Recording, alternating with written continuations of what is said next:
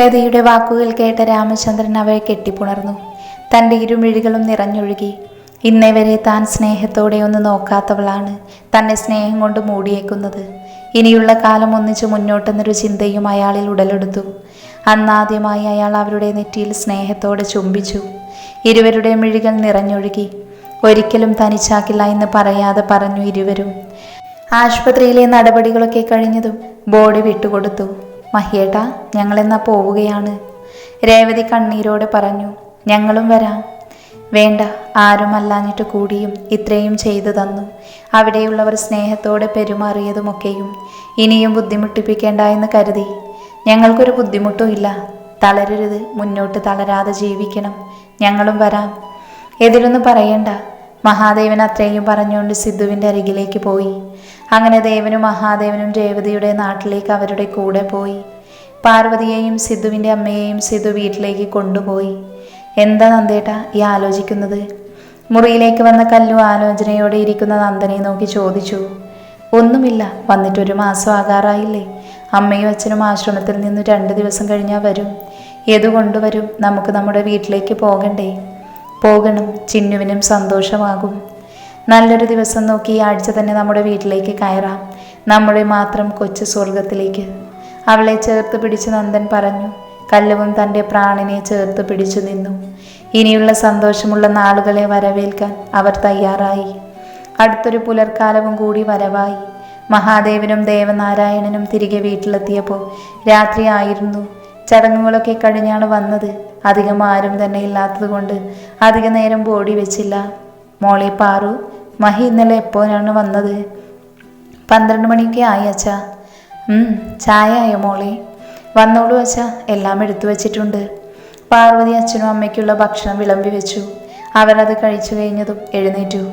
അപ്പോഴേക്കും ഓരോരുത്തരായി എഴുന്നേറ്റ് ഫ്രഷായി വന്നിരുന്നു. ഹരി, ശ്രീജ എന്തേ? അങ്ങോട്ടേക്ക് വന്ന ഹരിയോടായി അച്ഛൻ ചോദിച്ചു. ഇവിടെയുണ്ട് അച്ഛാ. തൻ്റെ പിന്നിലായി നടന്നു വരുന്നവളെ ചൂണ്ടിക്കൊണ്ട് ഹരി പറഞ്ഞു. നിങ്ങളോടൊക്കെ ഒരു കാര്യം പറയാൻ വിളിപ്പിച്ചതാ. കുട്ടികളുടെ കാര്യമാണ്. എല്ലാവരുമായെങ്കിൽ പറയാം. എന്താ അച്ഛാ കാര്യം? വേറൊന്നുമില്ല മഹി, നമ്മുടെ മക്കളുടെ കല്യാണം കാണാൻ ഞങ്ങൾക്കും നിങ്ങൾക്കും യോഗം ഉണ്ടായില്ല. അപ്പോൾ നമുക്കൊരു റിസപ്ഷൻ നടത്താം. താലികെട്ട് കഴിഞ്ഞതല്ലേ, അതുകൊണ്ട് അത് വേണ്ട. മോതിരം പരസ്പരം അണിയിക്കട്ടെ. എന്തു പറയുന്നു? അതിനെന്താ വെച്ചാ, നമുക്ക് അങ്ങനെ തന്നെ നടത്താം. അപ്പം അങ്ങനെയാവട്ടെ. ഞങ്ങൾ നാളെ പോകും വീട്ടിലേക്ക്. ഇന്ന് അമ്മയും അച്ഛനും രാത്രിയോടെ എത്തും. ഇന്ന് ചെല്ലാമെന്ന് കരുതിയത് അമ്മ സമ്മതിച്ചില്ല. നാളെ രാവിലെ 11 മണിക്കുള്ളിൽ നല്ല സമയമാണ്, അപ്പം കയറിയാൽ മതിയെന്ന് പറഞ്ഞു. നന്ദൻ എല്ലാവരോടായി പറഞ്ഞു. നിനക്ക് സമ്മതമല്ലേ അന്ന് ഫംഗ്ഷൻ നടത്താൻ? മുത്തശ്ശൻ നന്ദനോടായി ചോദിച്ചു. ഞങ്ങൾ നടത്തുന്നില്ല, ഇവരത് നടക്കട്ടെ, നന്ദൻ സ്നേഹത്തോടെ പറഞ്ഞു. അങ്ങനെയാണെങ്കിൽ അടുത്ത സൺഡേ നടത്തിയാലോ? വിളിക്കാനുള്ളവരെ വിളിക്കുക. അങ്ങനെയാകാം. അന്ന് തന്നെ കാശി അച്ചുമോളെ കൂട്ടി കൈലാസത്തിലേക്ക് കയറട്ടെ. മഹി പറഞ്ഞതും എല്ലാവരും അത് ശരിവെച്ചു. അങ്ങനെ എല്ലാവരും ചർച്ചകളിൽ ഏർപ്പെട്ടു. അടുത്ത സൺഡേ ദേവദത്തൻ, മാളവിക, കാശിനാഥൻ, അശ്വതി ഇവരുടെ റിസപ്ഷൻ വയ്ക്കാൻ തീരുമാനിച്ചു. ചർച്ചയൊക്കെ കഴിഞ്ഞപ്പോൾ മുറിയിലേക്ക് വന്നതാണ് മാളു. എന്തൊക്കെയോ ആലോചിച്ച് അവൾ മുറിയിലിരിക്കുമ്പോഴാണ് ശ്രീജ അവരുടെ മുറിയിലേക്ക് വരുന്നത്. മോൾ എന്താ ആലോചിക്കുന്നേ? മാളു ഞെട്ടിക്കൊണ്ട് നോക്കിയപ്പോൾ കണ്ടു തന്നെ തന്നെ നോക്കിയിരിക്കുന്ന ശ്രീജയെ. ഒന്നുമില്ല അമ്മേ, അവൾ ഒരു പുഞ്ചിരിയോടെ പറഞ്ഞു. അമ്മയ്ക്കറിയാം മോളുടെ മനസ്സ്. പണത്തിന് പിന്നാലെയും ആർഭാടത്തോടെ ലോകത്തുമായതുകൊണ്ട് എൻ്റെ കണ്ണൊക്കെ മൂടിക്കെട്ടിയതുപോലെയായി. നല്ലതേത് ചീത്തയേത് എന്ന് അറിയാനായില്ല. തിന്മയുടെ പാതയിലൂടെ സഞ്ചാരമായതും നല്ലതൊന്നും കണ്ണിൽ പിടിച്ചില്ല. അതിനുള്ളത് ഈശ്വരൻ തന്നു. ഇനിയും ആ തെറ്റ് ഞാൻ ആവർത്തിക്കില്ല. എനിക്ക് നീ എൻ്റെ മകളെപ്പോലെ തന്നെയാണ്. അതുകൊണ്ട് മോള് വിഷമിക്കേണ്ട. അമ്മയ്ക്ക് ഇഷ്ടമാണ് കേട്ടോ. ശ്രീജ അവളെ ചേർത്ത് പിടിച്ചതും അവളുടെ കണ്ണുകൾ നിറഞ്ഞു. ഇനി ഈ കണ്ണുകൾ നിറയരുത്. നിറക്കാൻ ഈ അമ്മ സമ്മതിക്കില്ല. അവളുടെ കണ്ണുനീർ തുടച്ചുകൊണ്ട് അവർ പറഞ്ഞു. ആ മുറിയിലേക്ക് വന്ന അച്ഛനും മകനും അവരുടെ സ്നേഹപ്രകടനം മനസ്സു നിറയെ കണ്ടു. അവരുടെ മനസ്സും നിറഞ്ഞു. അച്ചു. തൻ്റെ മുറിയിൽ നിന്നുകൊണ്ട് കാശി അച്ചുവിനെ വിളിച്ചു. ദാ വരുന്നു. താഴെ നിന്ന് വിളിച്ചു പറഞ്ഞുകൊണ്ട് അവൾ മുറിയിലേക്ക് ചെന്നതും അവിടെ കട്ടിലിരുന്ന് ഫോൺ നോക്കിക്കൊണ്ടിരിക്കുന്നവനെ സംശയത്തോടെ നോക്കി. എന്തിനാ കാശിയേട്ട വിളിച്ചത്? വിളിച്ചു വരുത്തിയിട്ട് ഇളിച്ചു കാണിക്കുന്നോ? അച്ചു ചുണ്ടു കൂർപ്പിച്ച് നോക്കിക്കൊണ്ട് ചോദിച്ചു. ഓ, വന്ന് പെണ്ണിനിപ്പോൾ നാവിൻ്റെ നീട്ടം കൂടിയല്ലോ. കാശി എഴുന്നേറ്റ് അവളെ വട്ടം പിടിച്ചുകൊണ്ട് പറഞ്ഞു. കൂടിയെങ്കിൽ അവൾ ഒറ്റപ്പിരികം പൊക്കിക്കൊണ്ട് അവനോടായി ചോദിച്ചു. കൂടിയെങ്കിലേ കുറക്കാൻ എനിക്കറിയാം. ഇത്രയും പറഞ്ഞുകൊണ്ടവൻ അവളുടെ ചുണ്ടുകൾ നുണഞ്ഞു. അച്ചുവിൻ്റെ കണ്ണ് മിഴിഞ്ഞു. അവളുടെ കൈകൾ അവൻ്റെ തലമുടിയിൽ കൊരുത്തു പിടിച്ചു. അവളുടെ ചുണ്ടുകളെ ഒന്നാകെ അവൻ നുണഞ്ഞുകൊണ്ടിരുന്നു. ഒപ്പം അവളുടെ നാവുകളിലേക്കും ചേക്കേറി. ഒരു ശലഭം പൂവിൽ നിന്ന് മധുനുകരും പോലെ അവളുടെ ചുണ്ടുകളുടെ ആഴങ്ങളിലേക്ക് അവൻ്റെ ചുണ്ട് കടന്നു. അവളിലെ ചുണ്ടുകളുടെ തേൻ മധുരം ആവോളം നുകർന്നുകൊണ്ടേയിരുന്നു. ഇടയ്ക്കെപ്പോഴോ അച്ചുവും തിരികെ ചുംബിച്ചതും ഇരുവരുടെയും ചുംബനം നീണ്ടുപോയി. ശ്വാസം വില്ലനായി വന്നതും കാശി അവളുടെ കീഴ്ചുണ്ടിൽ അമർത്തി കടിച്ചു നുണഞ്ഞു വിട്ടു. അവൻ്റെ ആ ഒറ്റ ചുംബനത്തിൻ്റെ ആലസ്യത്തിൽ അവൾ അവൻ്റെ നെഞ്ചോരം ചാഞ്ഞു. അച്ചുവേ, സ്റ്റാമിന തീരെ പോരാ. നാളെ മുതൽ നീ പാലിൽ ബൂസ്റ്റിട്ട് കുടിച്ചു തുടങ്ങിക്കോ, ഇല്ലെങ്കിൽ എൻ്റെ പൊന്ന് തളർന്നു പോകും. അവളെ ചേർത്ത് പിടിച്ചുകൊണ്ടവൻ പറഞ്ഞതും അച്ചു അവൻ്റെ നെഞ്ചിൽ പതിയെ കടിച്ചു. ഡീ പെണ്ണെ, നീ ഇങ്ങനെയൊക്കെ കടിച്ചാലേ ഞാനും കടിക്കും. നീ എനിക്ക് എവിടെയാണോ തന്നത് അവിടെ തന്നെ ഞാനും തരും കേട്ടോ.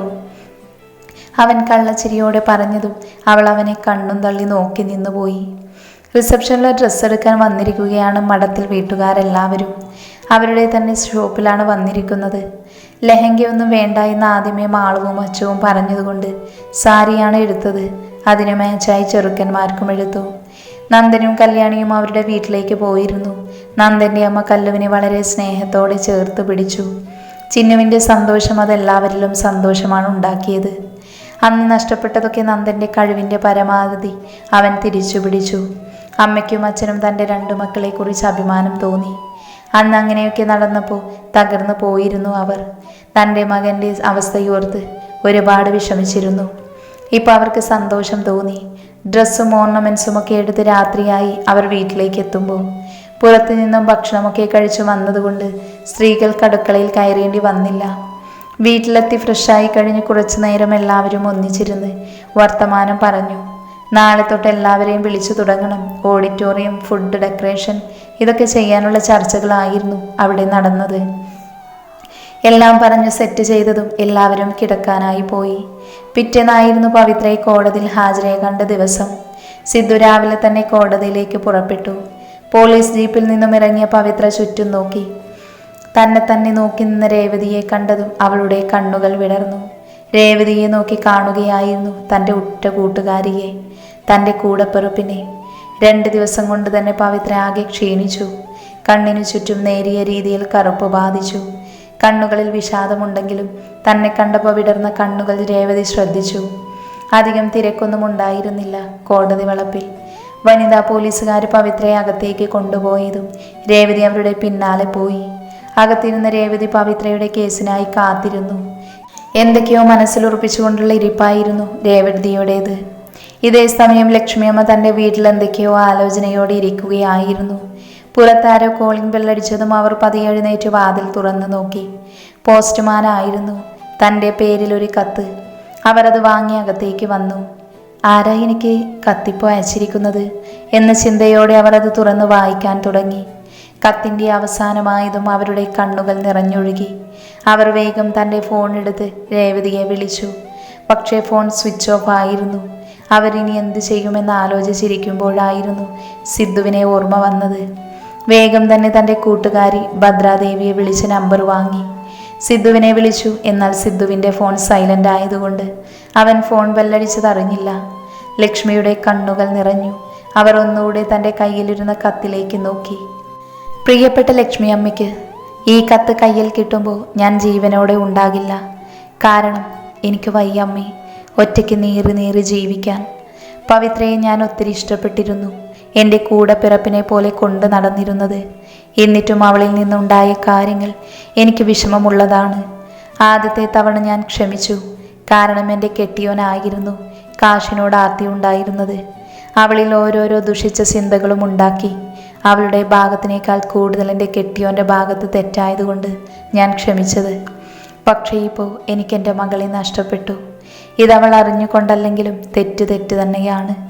അതുകൊണ്ട് അവളെ ഞാൻ കോടതിയിൽ കാണാൻ പോവുകയാണ്. ഒപ്പം അവളെ ജാമ്യത്തിൽ ഇറക്കുകയാണ്. അറിയണം, സ്വന്തം എന്നതില്ലാതാകുമ്പോൾ ഉള്ള വിഷമം.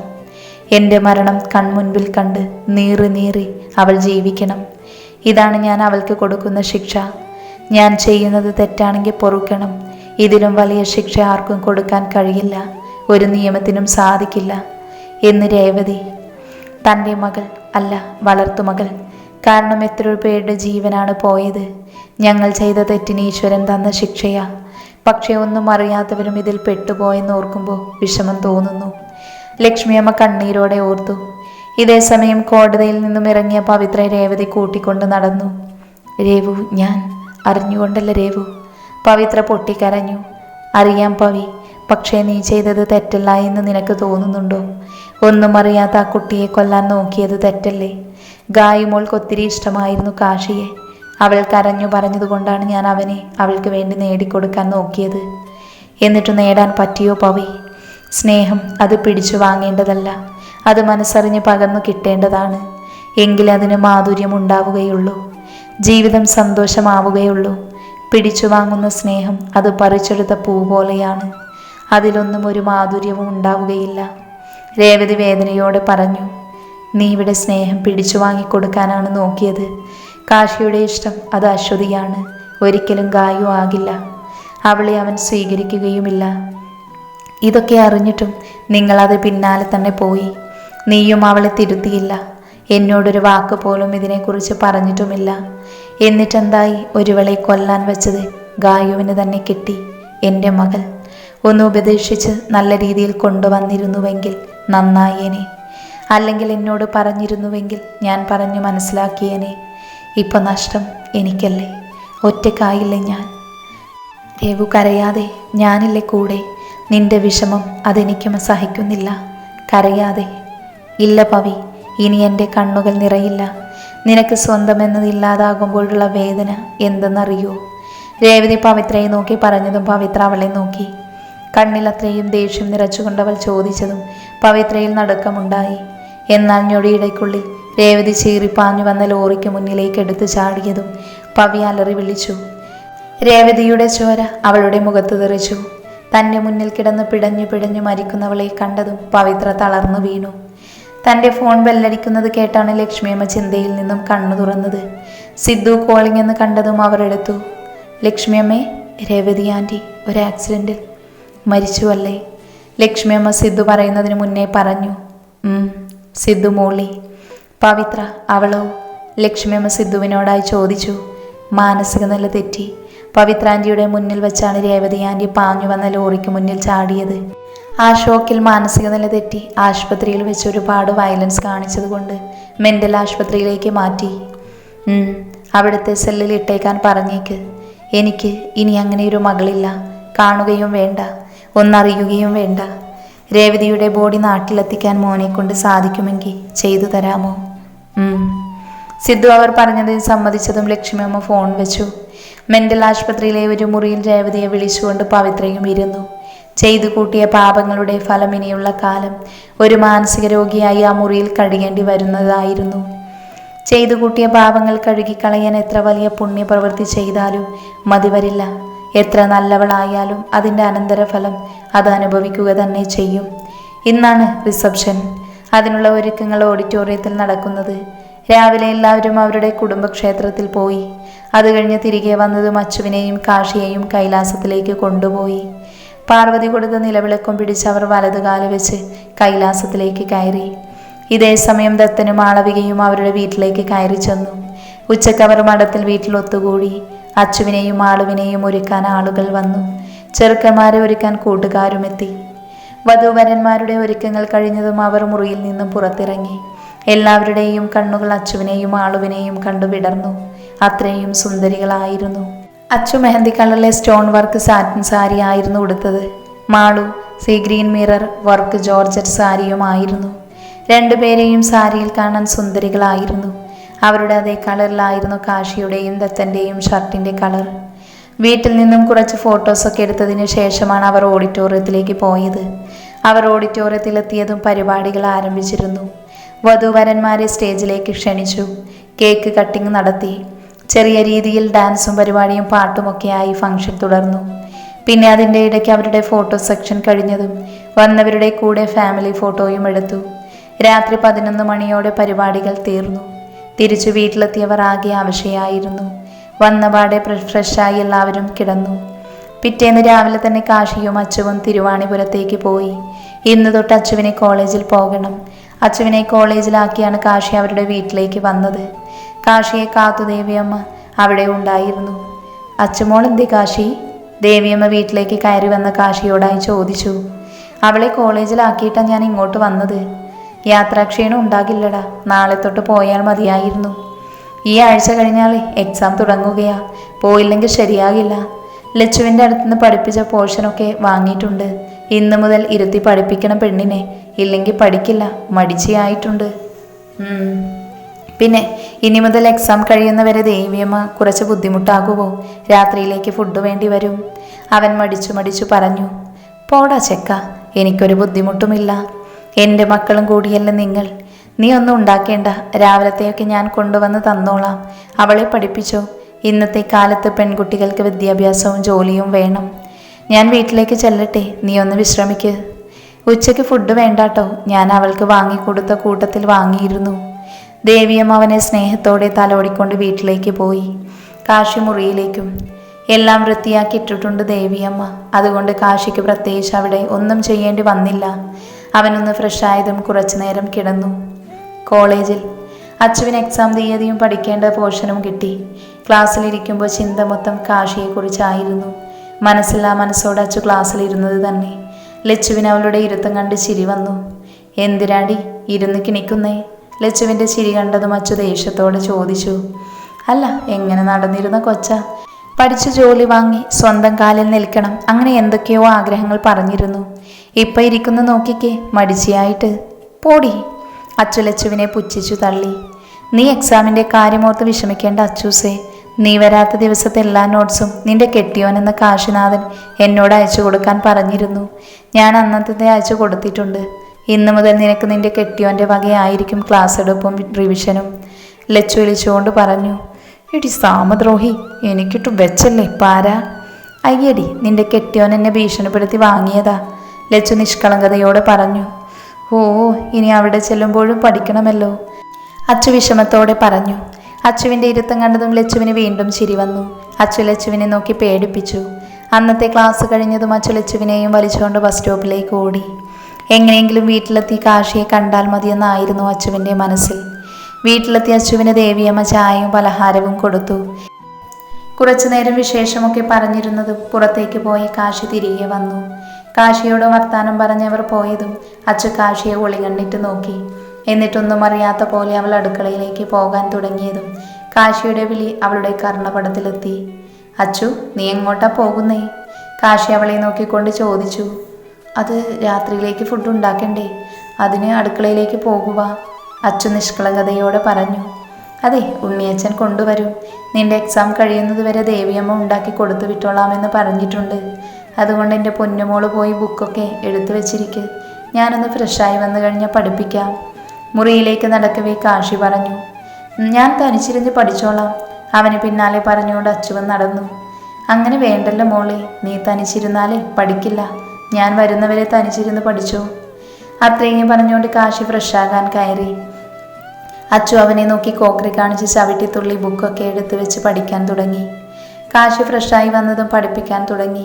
കുറച്ചു കഴിഞ്ഞതും അച്ചുവിനും അടുത്തു തുടങ്ങിയിരുന്നു. അവൾ അവൻ്റെ കോൺസെൻട്രേഷൻ കളയാൻ വേണ്ടി ഓരോന്ന് ചെയ്യാൻ തുടങ്ങി. കാശി ഒന്ന് നോക്കി പേടിപ്പിച്ചതും കൊച്ചു പേടിയോടെ ഇരുന്നു. മതി, ഇനി നാളെ പഠിക്കാം, വിശക്കുന്നു, ഉറക്കം വരുന്നു. നാളെ രാവിലെ 5 മണിക്ക് എഴുന്നേറ്റ് ഇതൊക്കെ പഠിച്ചോളണം, ഞാൻ ചോദിക്കും. 5 മണിക്കോ? എന്നെക്കൊണ്ട് പറ്റില്ല. പറ്റുമല്ലോ, ഞാൻ എഴുന്നേൽപ്പിച്ചോളാം. എക്സാമിന് മാർക്കില്ലെങ്കിൽ ഇവിടെ ഇട്ടിട്ട് പോകും ഞാൻ. എനിക്ക് പഠിപ്പുള്ള പെൺകുട്ടികളെയാ ഇഷ്ടം. കാശി അങ്ങനെ പറഞ്ഞതും അച്ചുവിൻ്റെ മുഖം വീർത്തു. എന്തൊരു ക്യൂട്ട്നെസ്സായിപ്പോൾ എൻ്റെ കൊച്ചിനെ കാണാൻ. അവൻ അവളുടെ കവിളിൽ അമർത്തി മുത്തി. പോ, എന്നെ ഉമ്മ വെക്കേണ്ട. മോന് കണ്ടീഷൻ ഉണ്ടെങ്കിലേ എനിക്കുണ്ട്. എക്സാം കഴിയുന്നത് വരെ എന്നെ തൊടാനും പിടിക്കാനും ഉമ്മ വെക്കാനും വരണ്ട. ഓ, അങ്ങനെയാണോ? സമ്മതിച്ചു. പക്ഷെ എൻ്റെ കൊച്ച് പഠിക്കണം, എക്സാമിന് മാർക്ക് വേണം. എന്തേ, സമ്മതിച്ചോ? സമ്മതിച്ചു. രണ്ടും കൂടി ഒരടിക്കുള്ള വകുപ്പുമുണ്ടാക്കി വെല്ലുവിളിച്ച് ഭക്ഷണം കഴിക്കാൻ പോയി. കഴിച്ചു കഴിഞ്ഞതും രണ്ടും ഒന്നും മിണ്ടാതെ കട്ടിലിൻ്റെ ഓരോ വശത്തായി കിടന്നു. നടുക്ക് ക്രിക്കറ്റ് കളിക്കാനുള്ള സ്ഥലവുമുണ്ട്. രാത്രിയുടെ ഏതോ യാമത്തിൽ അച്ചു അറിയാതെ കാശിയുടെ അരികിലെത്തി. തൻ്റെ അരികിൽ തൻ്റെ പ്രിയതമയുടെ ചൂടേറ്റതും അവളെ പൊതിഞ്ഞു പിടിച്ച് അവനും മയങ്ങി. അച്ചുവിൻ്റെ പഠിപ്പ് മുന്നോട്ട് പൊയ്ക്കൊണ്ടിരുന്നു. കാശിയെന്നും അവളെ പഠിപ്പിക്കും, അവൾക്കായി എല്ലാം ചെയ്തു കൊടുക്കും. ഒന്നിനും ഒരു കുറവ് അവൻ വരുത്തിയിരുന്നില്ല. അവൻ്റെ പഠിപ്പിക്കൽ അച്ചുവിനും ഒരാശ്വാസമായിരുന്നു.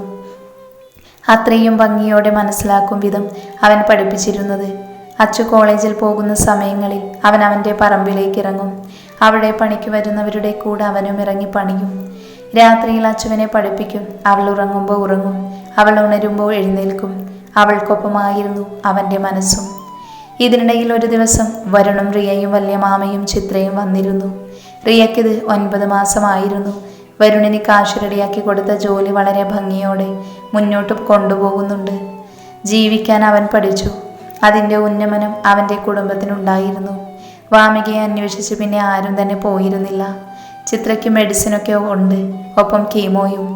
മുടിയൊക്കെ പോയി. അതിലൊന്നും അവർക്ക് ഒരു സങ്കടവും ഉണ്ടായിരുന്നില്ല. കാരണം അവരെ പൊന്നുപോലെയാണ് വരുണും റിയയും സുധാകരനും കൊണ്ടു നടക്കുന്നത്. ഒരു നേരം പോലും വിഷമിച്ചിരിക്കാൻ അവർ അനുവദിക്കാറുമില്ല. ചിത്രയുടെ ഭാഗ്യമായിരുന്നു സുധാകരൻ. നന്ദൻ്റെ വീട്ടിൽ കല്ലുവിനെ കോളേജിലാക്കുന്നതിനെ കുറിച്ചുള്ള ചർച്ചയായിരുന്നു അവിടെ. ഞാൻ പോകില്ല, ചിന്നുവിനെ ഒറ്റക്കാക്കി എനിക്കെങ്ങും പഠിക്കാൻ പോകാൻ പറ്റില്ല. കല്ലു നന്ദനെ നോക്കി മുഖം വീർപ്പിച്ച് പറഞ്ഞു. അയ്യടി, നിന്നെ ഞാൻ എൻ്റെ കൊച്ചിൻ്റെ പേരും പറഞ്ഞിവിടെ ഇരുത്താം. അടുത്ത മാസം അംഗൻവാടിയിലേക്ക് പുതിയ കുട്ടികളെ എടുക്കുന്നുണ്ട്. ആ കൂട്ടത്തിൽ ചിന്നുവിനെ ചേർക്കുകയാണ്. അവൾ അംഗൻവാടിയിലും നിന്നെ കോളേജിലേക്കും ആക്കുകയാണ് ഞാൻ. ഇത്ര ചെറുപ്പത്തിലെ കൊച്ചിനെ പഠിപ്പിക്കാൻ വിടുന്നു? കല്ലു നന്ദനെ കൂർപ്പിച്ച് നോക്കിക്കൊണ്ട് ചോദിച്ചു. ഒന്ന് പോയടി, ചെറുപ്പൊന്നുമല്ല, 3 വയസ്സായി. ചേച്ചിപ്പെണ്ണാകാനുള്ള പ്രായമായി. നന്ദൻ കള്ളച്ചിരിയോടെ പറഞ്ഞതും കല്ലു വീണ്ടും അവനെ മുഖം കൂർപ്പിച്ച് നോക്കി. മോള് പഠിക്കാൻ പോകണം. ചിന്നുമോൾ അംഗൻവാടിയിലാക്കിയാലേ മോള് പിന്നെ വെറുതെ ഇരിക്കേണ്ടി വരും. ഇപ്പം മനസ്സിലാകില്ല പഠിപ്പിൻ്റെ വില. വെറുതെ ഇരിപ്പാകുമ്പോൾ തോന്നും പഠിച്ചു ജോലി വാങ്ങിക്കാമായിരുന്നു എന്ന്. ഇവിടെ ഇപ്പോൾ അമ്മയ്ക്കുള്ള പണിയേ ഉള്ളൂ. അതുകൊണ്ട് മോളിപ്പോൾ അവൻ പറയുന്നത് കേൾക്ക്. നന്ദൻ്റെ അമ്മ വാത്സല്യപൂർവ്വം പറഞ്ഞതും അവൾ സമ്മതിച്ചു. നാളെ ഞാൻ നമ്മുടെ കോളേജിൻ്റെ പ്രിൻസിപ്പാളിനെ കണ്ട് കാര്യങ്ങൾ സംസാരിക്കാം. 2 മാസത്തെ ക്ലാസ്സുകളാണ് അവൾക്ക് മിസ്സായിരിക്കുന്നത്. ഈ വർഷം പഠിക്കാൻ പറ്റിയില്ലെങ്കിൽ PSC കോച്ചിങ്ങിന് വിടാം. അങ്ങനെ മതി. നീ ആദ്യം മാഷിനോട് ചോദിക്ക്, അയാൾ എന്തേലും ചെയ്തു തരാതിരിക്കില്ല. അച്ഛൻ പറഞ്ഞതും അമ്മയും അത് ശരിവെച്ചു. ഓരോരോ കാര്യങ്ങൾ പറഞ്ഞുകൊണ്ട് നന്ദനും ഫാമിലിയും ഒരുമിച്ചിരുന്നു. ഒറ്റപ്പെടൽ എന്നത് കല്ലു മറന്നുപോയി. നന്ദൻ്റെയും ചിന്നുവിൻ്റെയും ഒപ്പം അച്ഛൻ്റെയും അമ്മയുടെയും സ്നേഹവും വാത്സല്യവും അവൾക്ക് കിട്ടി. അനിയനായി യദുവും കൂടെയുണ്ട്. ഇതിൽ പരം സന്തോഷം അവൾക്ക് കിട്ടുന്നുണ്ടായിരുന്നില്ല. കല്യാണിയുടെയും നന്ദൻ്റെയും സുന്ദര ജീവിത നിമിഷങ്ങൾ വരവായി. അവരുടെ പ്രണയത്തിന് നിറമേകി ചിന്നുമോളാണെങ്കിൽ ഇപ്പോൾ പ്രാർത്ഥനയിലാണ്. അവൾക്കൊരു അനിയനെയോ അനിയത്തിയെയോ വേണമെന്നാണ് പ്രാർത്ഥന. അതിനായി അവൾ അച്ചമ്മയുടെ കൂടെയാണ് കിടപ്പ്. അവളുടെ പ്രാർത്ഥന ഈശ്വരൻ കേൾക്കാതിരിക്കില്ല. തെക്കേടത്ത് വീട്ടിൽ രാമചന്ദ്രൻ്റെ അമ്മ രാധു ഇപ്പോൾ ഒരുപാട് മാറിപ്പോയി. താൻ കാരണം ഒത്തിരി പേര് വിഷമിക്കേണ്ടി വന്നു എന്നത് അവരിൽ വിഷമം കൂട്ടി. അതിൽ തൻ്റെ ഭർത്താവിനെ കൊല്ലാൻ താനും ഒരു കാരണമായോ എന്നൊരു ചിന്തയും അവരുടെ മനസ്സിനെ പിടികൂടി. ഇപ്പോൾ ഏത് സമയവും അവരിൽ ഓരോരോ വേദനകളാണ്. ഇന്ന് കാലിനാണെങ്കിൽ നാളെ തലയ്ക്കാണ്. പക്ഷെ അവിടെയുള്ളവർക്കൊക്കെ അറിയാം വേദന മനസ്സിനാണെന്ന്. രാമചന്ദ്രനും ശ്രീലതയും ഇപ്പോൾ സ്നേഹിച്ചു തുടങ്ങിയത്, ജീവിതം ആസ്വദിച്ചു തുടങ്ങിയത്. ഇനി ഒരാഗ്രഹം കൂടിയേ ഉണ്ട് രാമചന്ദ്രന്. തൻ്റെ മകളെ കണ്ട് മാപ്പ് പറയണം. അതിനായി അവരുടെ വരവിനായി കാത്തിരിക്കുകയാണ് അയാൾ. കൂടെ ശ്രീലതയും. ശ്രീനാഥ് തൻ്റെ മുറിയിൽ കിടപ്പാണ്. അവനെ നോക്കാൻ ഒരു മെയിൽ നഴ്സിനെ വെച്ചിട്ടുണ്ട്. എന്നാലും സുജിത ഇടയ്ക്കൊക്കെ വന്ന് അവനെ നോക്കും. ചെയ്ത തെറ്റുകൾ പറയും. അവനെ ചെറുതല്ലാത്ത രീതിയിൽ വിഷമിപ്പിച്ച് അവർ മുറിയിൽ നിന്ന് പോകും. അമ്മയുടെ വാക്കുകൾ കേൾക്കുമ്പോൾ അവനും ആഗ്രഹിച്ചു പോകും, അവനൊന്ന് ചത്തു കിട്ടിയിരുന്നെങ്കിൽ എന്ന്. ഇങ്ങനെ നരകിച്ചു കിടക്കുന്നതിലും ഭേദം ചാകുന്നതാണെന്ന് തോന്നും. അതിനായി അവൻ പ്രാർത്ഥിക്കാത്ത ഈശ്വരന്മാരില്ല. ചെയ്തു കൂട്ടിയ പാപങ്ങൾക്ക് ഇങ്ങനെ കിടന്ന് നരകിക്കേണ്ടി വരുമെന്നതായിരുന്നു അവനായി ഈശ്വരൻ കൊടുത്ത ശിക്ഷ. കൈലാസത്തിൽ പാർവതി വിഷമിച്ചാണ് ഇരിപ്പ്. നീ എന്തിനാ ദേവി ഇങ്ങനെ വിഷമിച്ചിരിക്കുന്നത്? മഹാദേവൻ അവളോടായി ചോദിച്ചു. മക്കൾ പോയപ്പോൾ വല്ലാത്ത വിഷമം തോന്നുന്നു, അവർ സങ്കടത്തോടെ പറഞ്ഞത് മഹാദേവൻ ചിരിച്ചു. അയ്യേ, ഇതിനാണോ ഭവതി ഇങ്ങനെ കരയുന്നേ? അച്ചുമോളുടെ എക്സാം കഴിഞ്ഞാലേ അവിടുന്ന് അവർ ഇങ്ങോട്ട് വരില്ലേ? പിന്നെ ഇവിടുത്തെ കോളേജിലല്ലേ പഠിപ്പിക്കുന്നേ? അതിനുള്ളതൊക്കെ ശരിയാക്കി അവൻ അവളെയും കൂട്ടി വരില്ലേ? പിന്നെ അവരൊന്നിപ്പോൾ തനിച്ച് നിൽക്കട്ടടി. കെട്ടൊക്കെ കഴിഞ്ഞതല്ലേ, മധുവിധമൊക്കെ ആഘോഷിക്കട്ടെടി. എന്നാലല്ലേ നമുക്ക് ഉടനെ പ്രമോഷനൊക്കെ ആവുകയുള്ളൂ. മഹാദേവൻ പറഞ്ഞതും പാർവതിയുടെ ചുണ്ടുകളിൽ പുഞ്ചിരി ഉണ്ടായി. തൻ്റെ പ്രാണനെ നെഞ്ചോട് ചേർത്ത് പിടിച്ച് മഹാദേവൻ ഇരുന്നു. പാർവതി തൻ്റെ പാതിയുടെ ഹൃദയതാളം കേട്ട് മഹാദേവനോട് ചേർന്നിരുന്നു. തങ്ങളുടെ മക്കൾക്കൊരാപത്തും വരുത്തരുതെന്നും സന്തോഷത്തോടെയുള്ള ജീവിതമായിരിക്കണമെന്നും അവർക്ക് കൊഞ്ചിക്കാൻ ഉടനെ പേരക്കുട്ടികളെ വേണമെന്നും എല്ലാ അച്ഛനമ്മമാരുടെ പ്രാർത്ഥന പോലെ അവരുടെ മനസ്സും ഒരുപോലെ പ്രാർത്ഥിച്ചു. എക്സാമും പഠിക്കലുമായി അച്ചു തിരക്കിലാണ്. അച്ചു പറഞ്ഞതുപോലെ ഇതിനിടയിൽ റൊമാൻസിക്കാനൊന്നും കാശി പോയിരുന്നില്ല. കൊച്ചിൻ്റെ പഠിത്തം മുഖ്യം, അതായിരുന്നു കാശിയുടെ ലക്ഷ്യം. ഇന്ന് അവസാന ദിവസമാണ് എക്സാമിൻ്റെ. അതുകൊണ്ട് തന്നെ അച്ചു നല്ല രീതിയിൽ എക്സാം എഴുതി. എങ്ങനെയുണ്ടായിരുന്നു അച്ചു എക്സാം? എക്സാം കഴിഞ്ഞ് പുറത്തിറങ്ങിയ ലച്ചു അവളോടായി ചോദിച്ചു. എളുപ്പമായിരുന്നു. നീ വേഗം വാ, നമുക്ക് അടുത്ത ബേക്കറിയിൽ പോകാം. ഇനി കാണണമെങ്കിൽ ഹരിയേട്ടൻ നിന്റെ കഴുത്തിൽ താലി കെട്ടി അങ്ങോട്ടേക്ക് കൊണ്ടുവരുമ്പോഴല്ലേ. ഇങ്ങനെ ധൃതി കാണിക്കല്ലേ അച്ചു. എൻ്റെ കൂടെ വന്നിട്ട് വേഗം വീട്ടിൽ പോകാനല്ലേ, നിന്റെ പ്രാണനാഥനെ കാണാൻ, അവൾ കളിയോടെ പറഞ്ഞു. അശ്വതി, എങ്ങനെ ഉണ്ടായിരുന്നു എക്സാം? ക്ലാസ്സിൽ പഠിക്കുന്ന കുട്ടി വന്ന് അവളോട് തിരക്കി. സുഖായിരുന്നു, ഒരു പുഞ്ചിരിയോടെ മറുപടി കൊടുത്തു. ഈ 8ാമത്തെ ക്വസ്റ്റ്യൻ ആൻസർ എന്താണെന്ന് അറിയോ? തൻ്റെ ക്വസ്റ്റ്യൻ പേപ്പർ കാണിച്ചുകൊണ്ട് അവൾ ചോദിച്ചു. എൻ്റെ പൊന്നു മോളെ, കഴിഞ്ഞത് കഴിഞ്ഞു. ഇനി ഇതിൻ്റെ പിന്നാലെ ആൻസർ നോക്കിയിരിക്കാൻ എനിക്ക് പറ്റില്ല. വേറെന്തൊക്കെയുണ്ട് ചോദിക്കാൻ? ഉത്തരം ശരിയാണെന്ന് അറിയാനാണോ? ആൻസർ അറിഞ്ഞത് അത് തെറ്റാണെന്ന് എഴുതിയേക്കുന്നതെന്നറിഞ്ഞ് അതിന് ടെൻഷൻ അടിച്ചിരിക്കാൻ എന്നെ കൊണ്ട് പറ്റില്ല. വരുന്നത് വഴിക്ക് വെച്ച് കാണാം. അതല്ലാതെ ഇപ്പോൾ ഒന്നും ചെയ്യാനില്ല. സംസാരിച്ച് നിൽക്കാനിപ്പോൾ സമയമില്ല, പോട്ടെട്ടോ. അത്രയും പറഞ്ഞുകൊണ്ട് അച്ചു ലച്ചുവിനെയും പിടിച്ച് ബസ് സ്റ്റോപ്പിലേക്ക് നടന്നു. കോളേജിന് ഇനി കുറച്ച് ദിവസം അവധിയാണ്. മാത്രമല്ല അച്ചുവിനെ അവിടുന്ന് മാറ്റുകയുമാണ്. അതുകൊണ്ട് അച്ചു ലച്ചുവിനെയും കൂട്ടി കുറച്ചു നേരം ബേക്കറിയിൽ പോയി സംസാരിച്ചൊക്കെ ഇരുന്നു. ബസ്സിൻ്റെ സമയമായതും ഇരുവരും സ്റ്റോപ്പിലേക്ക് പോയി. അന്ന് കുറച്ച് വൈകിയിരുന്നു അച്ചു. വീട്ടിലെത്തുമ്പോൾ കാശി ദേവിയമ്മയോട് സംസാരിച്ചിരിക്കുന്നതാണ് കാണുന്നത്. അച്ചുമോള് വന്നല്ലോ. ദേവിയമ്മേ, അവൾ അവരെ കെട്ടിപ്പിടിച്ച് ഉമ്മ കൊടുത്തു. എക്സാം എങ്ങനെ ഉണ്ടായിരുന്നു? എളുപ്പമായിരുന്നു അമ്മേ. ഇന്നിനി റെസ്റ്റായിരിക്കുമല്ലേ? അമ്മ പോകുക, മോളെ നോക്കിയിരുന്നതാണ്. ചായയും പലഹാരവും അവിടെ വെച്ചിട്ടുണ്ട്. രാത്രി ഫുഡ് പുറത്തുനിന്ന് വാങ്ങിക്കൊള്ളാമെന്ന് പറഞ്ഞു കാശി. അവൾ കാശിയെ നോക്കിക്കൊണ്ട് മൂളി. ദേവിയമ്മ പോയതും അച്ചു മുറിയിലേക്ക് പോകാനൊരുങ്ങിയതും കാശി വിളിച്ചു. അച്ചു, മുകളിലെ മുറി പൂട്ടിയിരിക്കുകയാ. ഒരു മെയിൻ്റനൻസ് വർക്ക്, സാധനങ്ങൾ ഞാൻ താഴത്തെ മുറിയിൽ വെച്ചിട്ടുണ്ട്. കാശി അങ്ങനെ പറഞ്ഞതും അവൾ അവനെ നോക്കി താഴത്തെ മുറിയിലേക്ക് പോയി. എന്ത് വർക്ക മുറിയിലുള്ളത്? അച്ചു ചിന്തിക്കാതിരുന്നില്ല. മുറിയിലെത്തിയപ്പോൾ കണ്ടു ബെഡിലിരിക്കുന്ന കവർ. അവൾ അത് തുറന്നു നോക്കിയപ്പോൾ കണ്ടു നല്ലൊരു സാരി, അതും ബ്ലാക്ക് ആൻഡ് വൈറ്റ് കളർ. അവൾക്കത് ഒത്തിരി ഇഷ്ടമായി. അതിന് ചേർന്ന വളയും കമ്മലുമൊക്കെ ഉണ്ട്. ഇഷ്ടമായോ? പിന്നിൽ നിന്ന് തന്നെ കെട്ടിപ്പിടിച്ചുകൊണ്ട് ചോദിക്കുന്നവനെ അവൾ നോക്കി. ഇഷ്ടമായി. എന്നാലേ എൻ്റെ പൊന്നുമോൾ വേഗം ഫ്രഷായി ഇതൊക്കെ ഉടുത്തൊരുങ്ങി വാ, നമുക്ക് പുറത്ത് പോകാം. കാശി അത് പറഞ്ഞതനുസരിച്ച് അവൾ വേഗം ഫ്രഷായി സാരിയൊക്കെ ഉടുത്തൊരുങ്ങി. നല്ല ഇണക്കമുണ്ടായിരുന്നു അവൾക്ക് സാരി. ഒപ്പം അവളുടെ രീതിയിൽ ഒരുക്കവുമായതോടെ ഒന്നുകൂടെ സുന്ദരിയായി പെണ്ണ്. ഒരുങ്ങിയിറങ്ങിയതും അവളുടെ അതേ കളറിൽ ഷർട്ടും മുണ്ടും ഉടുത്തുകൊണ്ട് കാശിയും വന്നു. അവളുടെ കണ്ണുകൾ അവനെ കണ്ടതും വിടർന്നു. പോകാം. കാശി പറഞ്ഞതും അച്ചു സമ്മതം മൂളി. അവൻ്റെ ബുള്ളറ്റിൽ ഇരുവരും പുറത്തേക്ക് പോയി. ആദ്യം പോയത് അമ്പലത്തിലേക്കായിരുന്നു. ഇരുവരും മനസ്സറിഞ്ഞ് പ്രാർത്ഥിച്ചു. അവിടുന്ന് നേരെ ബീച്ചിലേക്ക് പോയി. കടൽക്കാറ്റിൽ കുളിർമയിൽ ഇരുവരും കുറച്ചു നേരം കൈകോർത്ത് നിന്നു. ഒരു നുള്ളി കുങ്കുമം തൊട്ടതുപോലെ സൂര്യൻ കടലിൻ്റെ അടിത്തട്ടിലേക്ക് അസ്തമിക്കുകയാണ്. ഇരുവരും ആ സായാഹ്ന സന്ധ്യയിൽ പരസ്പരം മുഖത്തോട് മുഖം നോക്കി. എവിടെ നിന്ന് ഒരു ക്യാമറമാൻ തൻ്റെ ഫ്ലാഷ് ലൈറ്റുകൾ മിന്നിച്ചു. അത്രയും മനോഹാരിതയുടെ അയാളുടെ ക്യാമറയിൽ അവരുടെ ചിത്രങ്ങൾ പതിഞ്ഞു. അയാൾ അവർക്കരികിലേക്ക് നടന്നു. താനെടുത്ത ചിത്രങ്ങൾ കാശിക്ക് കൊടുക്കുകയും ചെയ്തു.